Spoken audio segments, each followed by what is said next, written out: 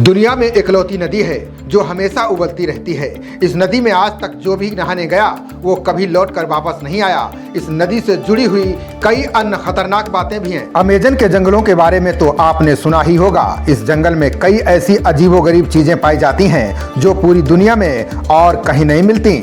आज भी दुनिया भर में तमाम वैज्ञानिक यहाँ नई नई चीजों की खोज करते रहते हैं। इसी विशालकाय जंगल में ऐसी नदी बहती है जिसका पानी हमेशा उबलता रहता है। ये नदी अमेजन के जंगल में है। इसका एक हिस्सा पेरू से लगा हुआ है। इसे उबलती हुई नदी भी कहा जाता है।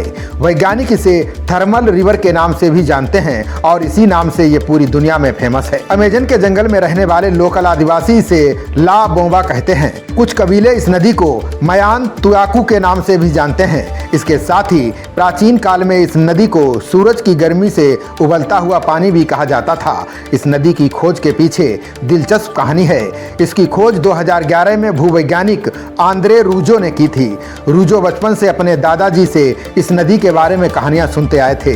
यही वजह है कि बड़े होकर रूजो भूवैज्ञानिक बने तो उन्होंने फैसला किया कि वो अमेजन खुद जाएंगे और वहां के जंगल में इस नदी को ढूंढेंगे। आप में से कई लोग ऐसा सोच रहे होंगे कि इस नदी का पानी शायद ज्वालामुखी की वजह से उबल रहा होगा।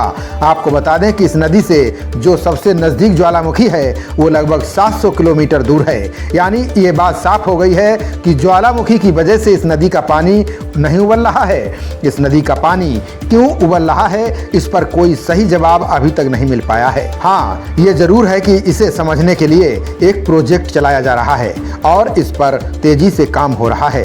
वहाँ के आदिवासी मान्यताओं को देखें तो इस नदी के नाम का जो अर्थ निकलता है उसका मतलब होता है सूरज की गर्मी से उबलता हुआ पानी। इसमें कोई भी आसानी से पकाकर चावल खा सकता है। खबरों का सिलसिला जारी रहेगा।